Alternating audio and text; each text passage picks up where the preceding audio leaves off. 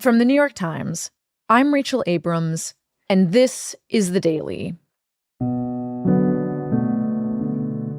You go into the chemotherapy room, and I remember sitting in a circle with like 60 to 80-year-olds, and I was there as a 25-year-old. For years now, cancer's been seen as a disease that people mostly get when they're older. But apparently, that's changing. When I was diagnosed, I was 28. Yeah, I was 32. When I was 37. More young people are getting cancer than they ever have before. I wasn't able to be the kind of husband that I wanted to be, the kind of father that I wanted to be. Dating was like a new challenge, for sure. I mean, I had to file for bankruptcy. I ended up having to do chemo while I was pregnant. At a time when you really feel like you have so much in control in your life, you're just like, you completely lose control of everything. And so today, health reporter Nina Agrawal explains what scientists are starting to learn about what's driving this rise and what it means for a generation of young cancer survivors. It's Monday, August 10th. Nina Agrawal, welcome to The Daily. Hi, thanks for having me.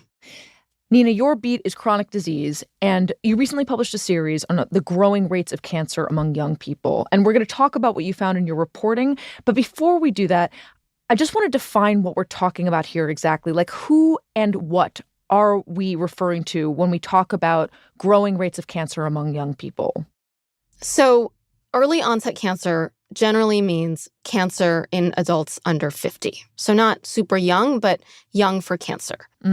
Cancer has historically been a disease of aging, but researchers have started to document in a pretty systematic way that cancer diagnoses are increasing in younger adults. And this is something, we've been hearing about kind of in trickles, but, in the last couple of years, there have been some comprehensive papers showing that this isn't just an isolated phenomenon. This is a pattern happening across cancers over decades, and it's been happening every year since 1990. And, the rates vary from cancer to cancer. So for some, it's annual increases of 1% to 2% a year, and for others, and in certain age groups, the increase could be as much as like 6% per year. Wow. So you can imagine that over time, that is like quite an increase for certain types of cancers, as you said. Yes. And for younger people, it's very unexpected. I mean, I think a cancer diagnosis is unexpected and undesired at any time, but it comes out of left field for so many of these younger adults. And it totally upends their lives in a way that is different from the way it upends the lives of older people, because this is happening at a really vital moment in their life when they're still kind of putting down the roots and becoming the adults that they're going to be.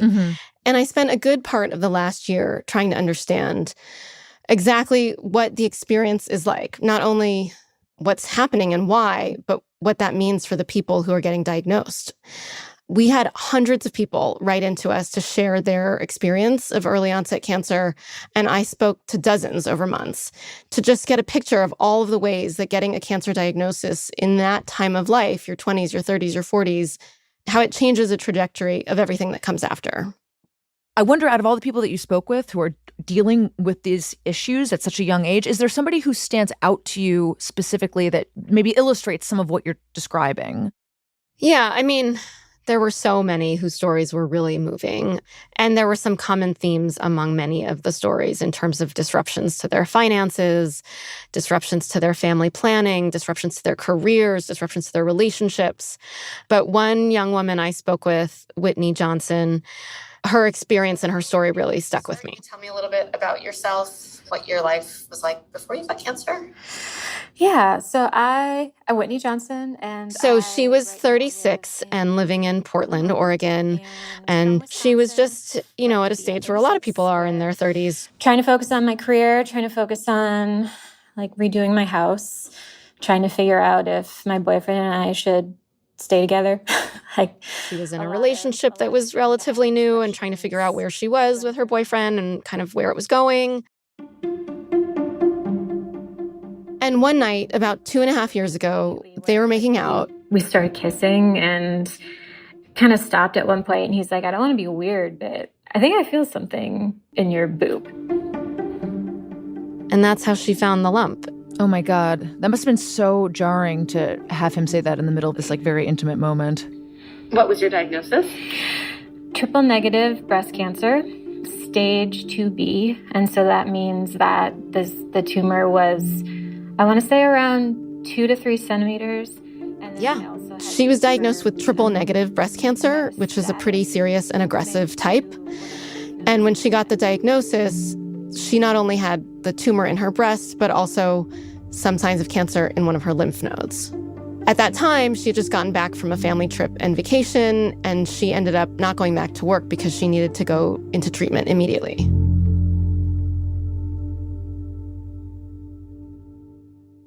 What did that treatment look like? So she was going to need chemotherapy and then also at least one surgery. But before she could even start, doctors asked her if she wanted to freeze her eggs. And so first things first, like my brain wasn't even on the cancer. My brain was like all the things that go into freezing your eggs and what that meant for like my future and what that meant. Like my boyfriend and I at that time, like we weren't talking about having kids. Like, you know, she and her boyfriend had been dating a couple of years at that point. And all of a sudden she had to think about, you know, is this something that I'm going to want, that we're going to want?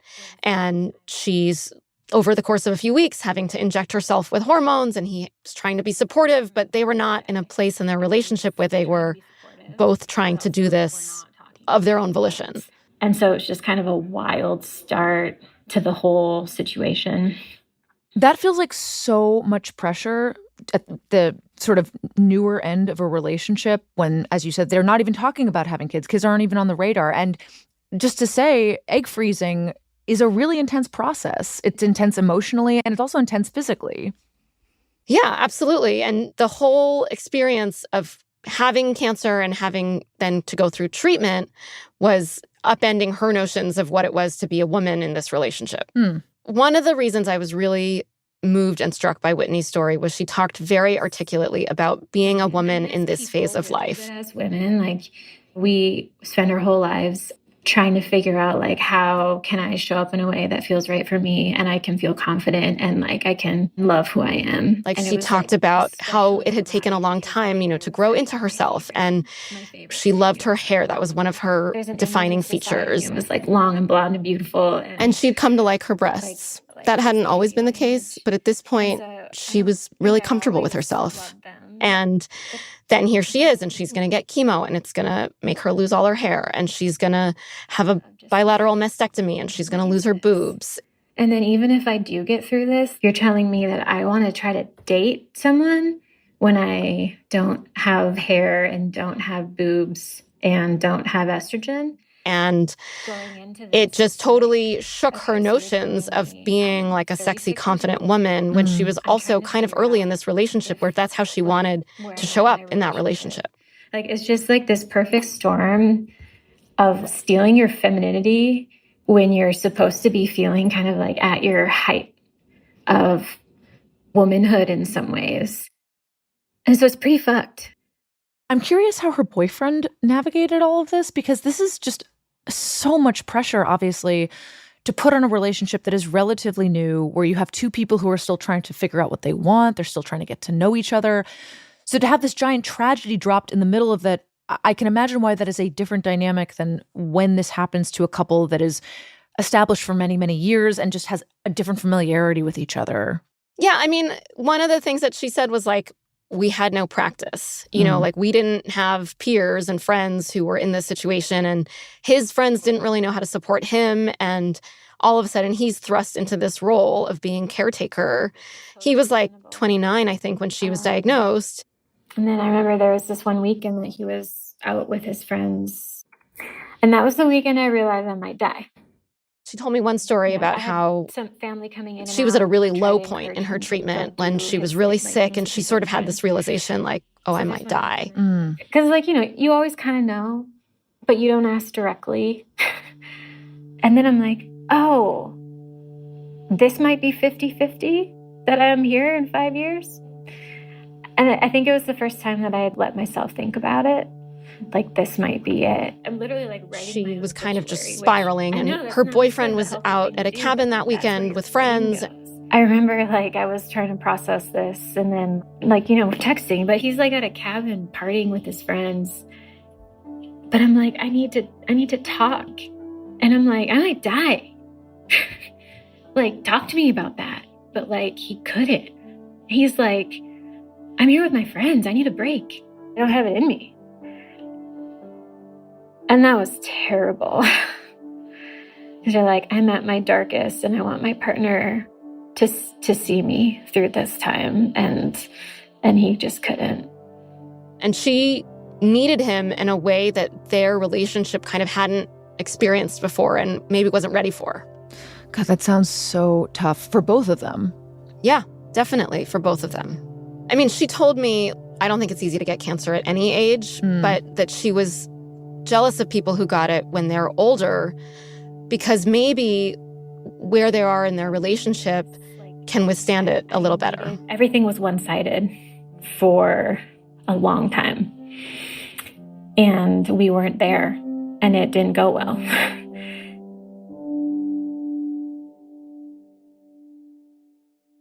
Did they consider breaking up, Nina? I asked her, and she said, at that time, you're she was really just in survival mode, trying to deal with cancer. And it felt like thinking about her relationship ending was just too much to think about taking on. That would make my head explode. When that was a source of support, and she was just trying to get through the day-to-day of fighting the cancer. What about her friends? Did she have friends that were part of a support system, not just her boyfriend?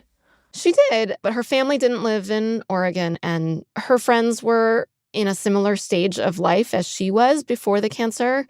Some of them were getting married and having babies, and it was hard to be around people whose lives were moving forward. And this is something many people told me. It was really hard to watch their friends and their peers and their colleagues move forward in their lives, and you're just sort of stuck, or maybe even moving backward. I remember the walk I went on a friend with. She told me about how she had gone for a walk with a friend, and her friend told her that she had just gotten pregnant, and she could see that the friend was having a hard time sharing this with her. And it was one of those moments that I feel so bad because she was sad to tell me because she knew it would be hard. But, it was sad to see her friend moving forward in this way, and she was having to put this pause on everything. And so, your friends are who you spend your time with, you kind of compare yourself against. And so they're able to be taking these next steps in their lives. And as I'm taking a step back into nothingness and the unknown.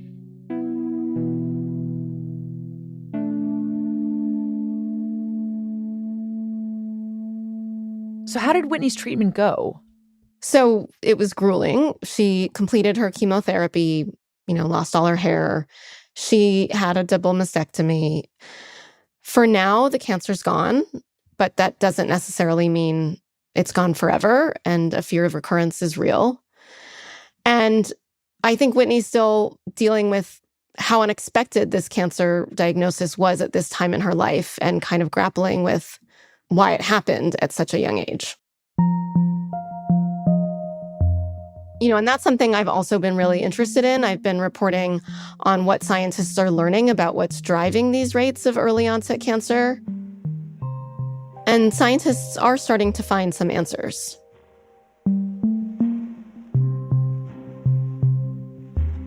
We'll be right back. Nina, I want to better understand what we understand about what's driving this increase in cancers. So maybe just to start, can you lay out, when we say that cancer diagnoses in young people are rising, which cancers specifically are we talking about? So there are a number of cancers that appear to be increasing in the earlier age group. One paper from last year showed that 14 different types of cancer were increasing in the early onset age group. And that includes some common ones like breast and colorectal cancer, as well as uterine cancer, testicular cancer, pancreatic cancer, and several others. And just to ask a question that I'm sure is on a lot of people's minds listening to this, these increases cannot just be attributed to increased screening. No, I mean, depending on the cancer, some might be attributable to increased screening. Like thyroid cancer is one that comes to mind. But for a number of reasons, a lot of experts I talked to said they don't think it's all screening or incidental diagnosis. For one, most of these cancers, when we're talking about people under 40 or under 50, these are not populations that are regularly screened. For another, some of the cancers certainly are showing not just increased incidence, which could be they're just finding them, but also increased mortality. And that's particularly true for colon cancer and uterine cancer. And something else that we're seeing is that people born in more recent generations are at greater risk of having cancer, which suggests that there might be environmental or lifestyle exposures, things that have collectively happened to us as a society over time that could be affecting our cancer risk. Well, let's talk about that a little bit more, because I'd like to understand what we do know about what is driving these upticks. So talk to us a little bit about those environmental factors and how they're interacting with our biology in a way that may be contributing to these trends. Sure. So I will say, because the phenomenon has really pretty recently been identified, researchers don't know for sure what's driving it, but they have some hypotheses, and they're building off of what we know about what causes cancer generally. So there's a fair amount of evidence linking obesity, alcohol use, and poor diet, particularly red meat and ultra-processed foods, to some early onset cancers. And then there are other questions that researchers have about potential other exposures like plastics or forever chemicals. But it's really hard to tell at this stage, because it's very hard to link things in our environment directly to a cancer outcome. One of the most classic examples of this is smoking. It took researchers a long time to link smoking to lung cancer, but eventually there was such a large body of evidence that they could make that causal link. Right. Cancer is notoriously difficult to prove causal links to, whether it's, where you live or what you're eating. Yeah, but some of the more emerging evidence is showing some surprising things as well that suggests the drivers of earlier onset cancer are different from some of the things we've historically thought about. Tell us about some of those surprising findings. One of the things that researchers are really trying to look into is how our environment or things in our lifestyle might be affecting our genes. So it's unlikely that as a population, our genome has changed dramatically in the last 50 years to make us as a population more susceptible to cancer. Right. So one area that researchers are looking into is how things in our environment might be affecting our genes once we're already alive to maybe make us more predisposed to cancer. Like what? So one example is in colorectal cancer. I spoke to a researcher who's been doing some work analyzing the pattern of mutations in patients who had early onset colorectal cancer. Mutations in their genome. Right, exactly. Changes to their genes. And he's able to see a sign of an E. coli infection with a particular kind of E. coli in the pattern of mutations in the patients who had early onset cancer.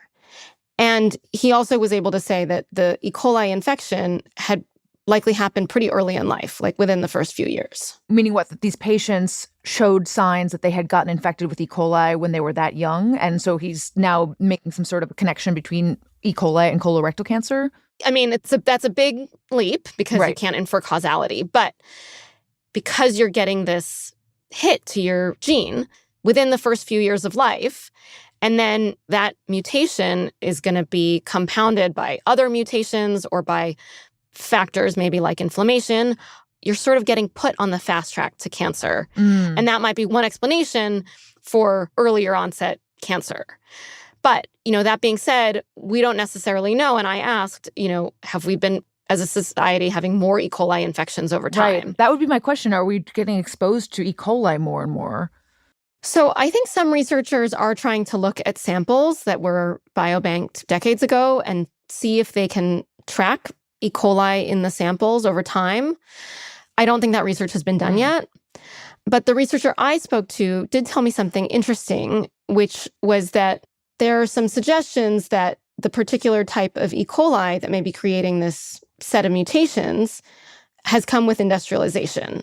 So it's kind of like a hand-wavy way to say maybe it's something in the food that we now eat or the antibiotics we use.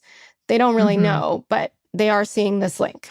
Even if we don't fully understand it, there's some connective tissue there, is what you're saying. Yes. What about some of the other cancers you mentioned, Nina? Do we know more about what is driving those, what's contributing to the upticks there? Yeah. So researchers have also done a fair amount of work on breast cancer and are also looking at this interplay between our environment and lifestyle and how that might be increasing our predisposition to cancer. And so one of the things that they found is the role that the menstrual cycle and how many menstrual cycles we have might be playing here.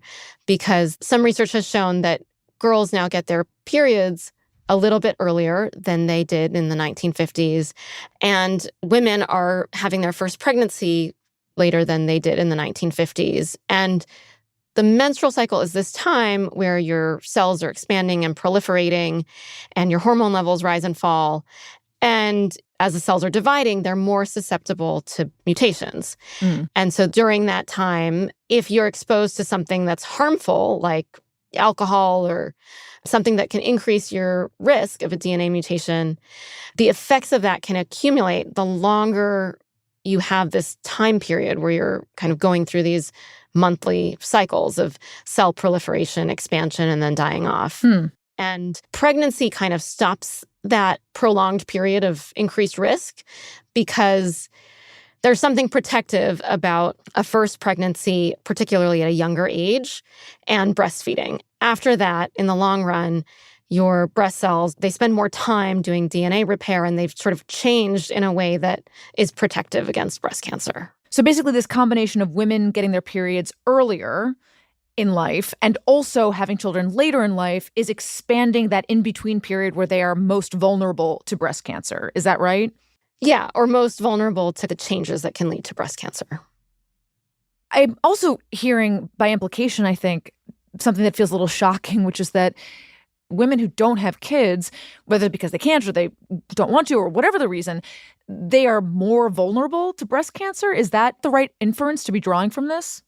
Yeah, it's totally crazy and unfair. And I know that that can just sound like we're blaming women for their own cancers, which is not at all what researchers say. You know, they're saying these are societal shifts. And it's totally reasonable in this day and age that women want to have a career or not have a baby at age 20. But at the population level, when they look at kind of what are the factors that are linked, they do find that pregnancy, particularly a first pregnancy at a younger age, between kind of the ages of 20 to 25, and breastfeeding are protective against breast cancer in the long run. What you have laid out, some of these findings are really genuinely surprising.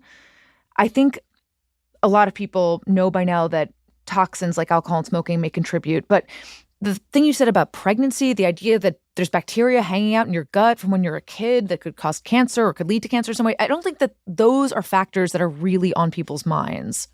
Yeah, and I think people want to know if there's a reason for their cancer, but I talked to so many people who were diagnosed with early onset cancer, and it's so out of their control. Like, there are lots of people who ate their vegetables and had a good diet and exercised and had babies pretty young and still got breast cancer. Sure. I've talked to patients in that situation.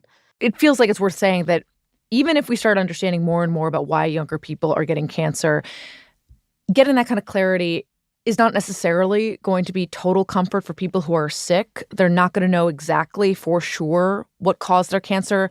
That's just not how science works, and that's probably going to just be very unsatisfying, even if we are more educated. Yeah, I think for most people, they'll never know exactly why they got cancer. You know, I want to go back to Whitney for a second, because you said her initial cancer diagnosis was 2 years ago. How is she doing now? The last time I spoke with her, she was doing pretty well. She had gone back to work, and she and her boyfriend were moving in together, but she was still kind of dealing with the emotional and physical scars of this experience. I think that's going to take a lot longer to deal For example, with. after her double mastectomy, she did eventually have a reconstruction. But, having this reconstruction, it's been one of the hardest, lasting parts.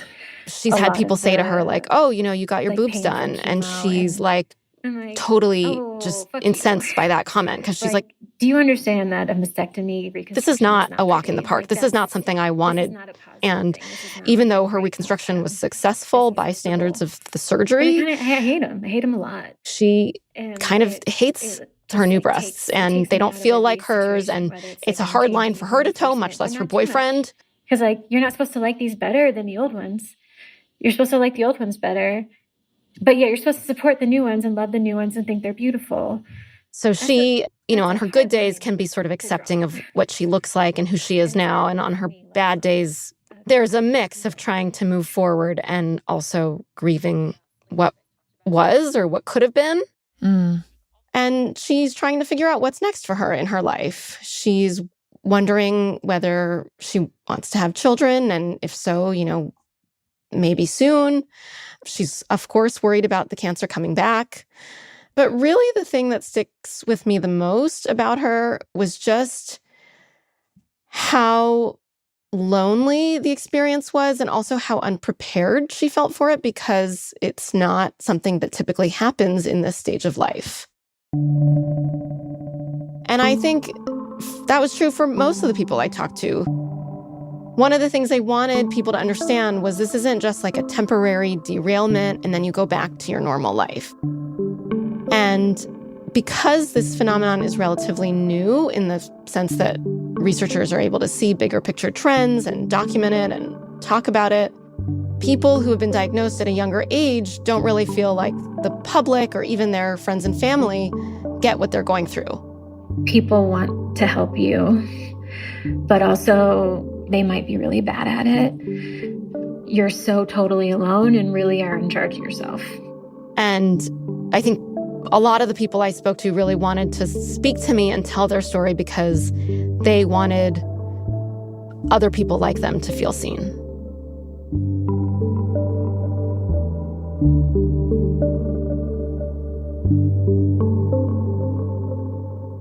Nina Agrawal, thank you so much. Thanks for having me.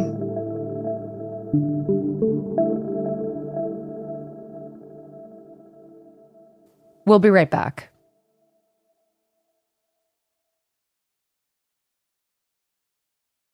Here's what else you need to know today. On Sunday, the Israeli government rejected President Trump's plan for rebuilding Gaza. The 15-point proposal included the gradual disarming of Hamas and the withdrawal of the Israeli army from more than half of the area that it still controls. But Prime Minister Benjamin Netanyahu dismissed the phased approach, saying that Israel won't leave Gaza until Hamas is completely disarmed.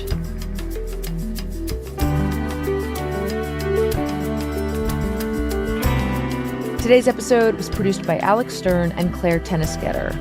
It was edited by MJ Davis Lynn and contains music by Dan Powell, Marian Lozano, Sophia Landman, and Chelsea Daniel.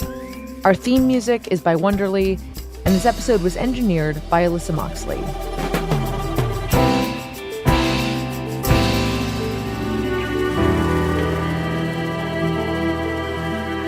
That's it for The Daily. I'm Rachel Abrams. See you tomorrow.